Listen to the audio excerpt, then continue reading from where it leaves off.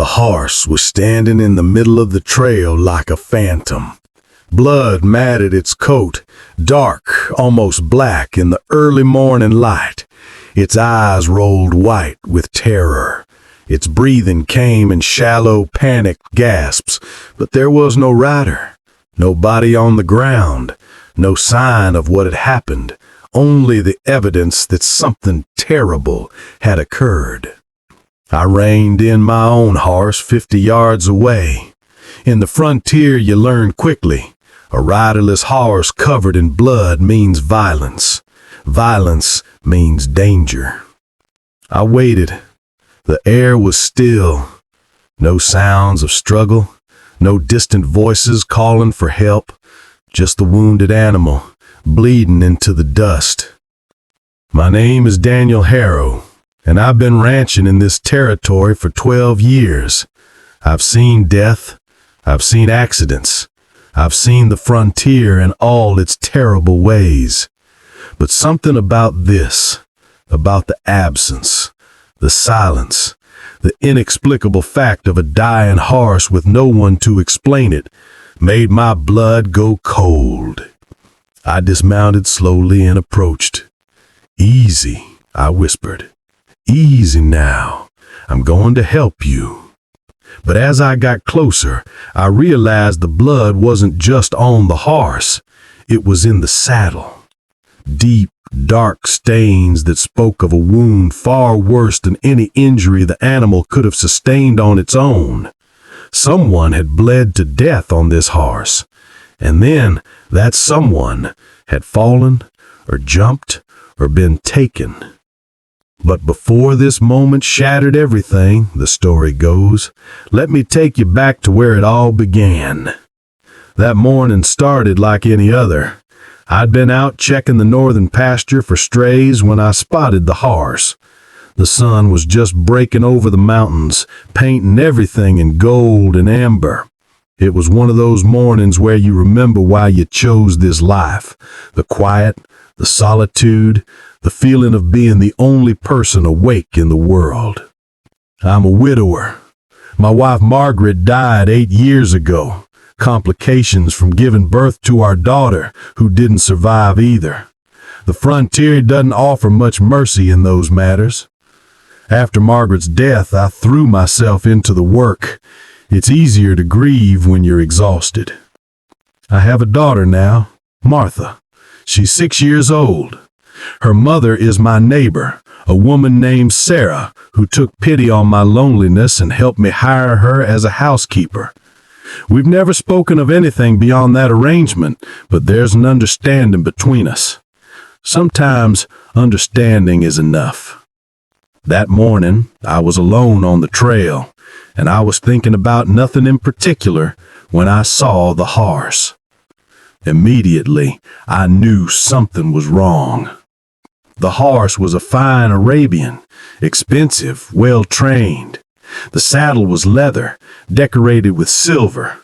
This was a quality animal, which meant a quality rider. And the fact that the horse was alone meant something had gone very wrong indeed. I brought the horse back to my ranch and cleaned it carefully. The blood was old, hours old, maybe more. The horse's wound was a deep gash along its flank, the kind of wound you might get from a thrown blade or from a fall into sharp rocks. But nothing about it explained where the rider had gone. I checked the saddle for belongings. There was a leather satchel, empty except for a single item, a photograph, old and worn, of a man and a woman standing together. The woman was beautiful in the stern way of frontier women. The man had eyes like flint. On the back of the photo, 3 words were written. Remember what was lost. Something in my chest tightened. I didn't know why. That afternoon, Sarah came to check on Martha.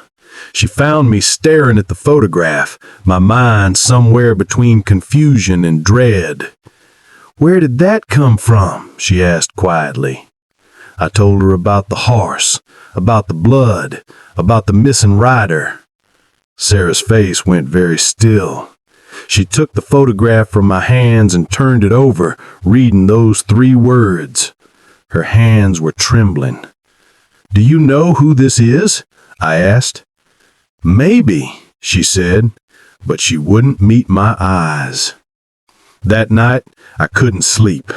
I kept thinking about that photograph, about those 3 words, about the absolute absence of the rider.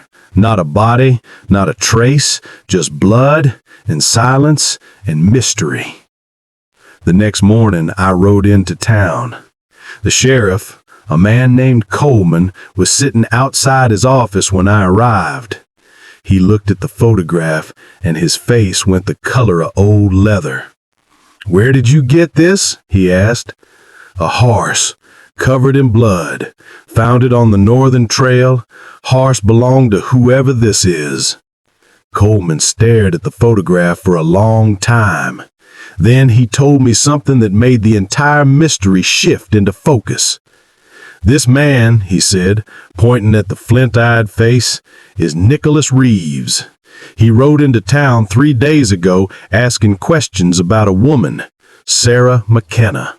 He wanted to know where she lived, who she was with, and whether she had a daughter." My stomach twisted. "And what did you tell him?" "Nothing," Coleman said. "He didn't strike me as someone who should be asking questions about women, so I didn't answer. But he found out anyway, and he rode out toward your property yesterday morning." I rode home as fast as my horse could carry me. Sarah was in the garden with Martha, helping her plant seeds. When she saw my face, she knew. She stood up slowly, deliberately, and walked Martha inside. "His name is Nicholas Reeves," I said when we were alone on the porch. "He came looking for you. He was bleeding. His horse came back alone." Sarah's face crumpled. Not from fear, but from something deeper. Resignation. As though a weight she'd been carrying for years had finally come due. "I need to tell you something," she said. We sat down, and she told me a story that explained everything and nothing at the same time. Sarah had been married to Nicholas Reeves 15 years ago. They'd lived in Denver. He'd been a man of means, wealthy, handsome, and prone to rage that started quietly and escalated without warning. He'd hit her the first time when she was pregnant. After that, the violence became predictable. It happened when he'd been drinking. It happened when his business dealings went poorly. It happened sometimes just because the silence bothered him. Sarah had borne it for 3 years. Then one night when he came home furious and raised his hand, she'd grabbed a knife from the kitchen. In the struggle that followed, Nicholas had been badly cut. She thought she'd killed him. Instead, she'd run. She'd taken what money she could find and ridden west, terrified he'd find her. She'd changed her name. She'd built a quiet life. She'd become the woman I'd hired as a housekeeper, the woman who took care of my daughter and helped me through my grief. "Yesterday," Sarah said, her voice barely above a whisper, "he came to the house.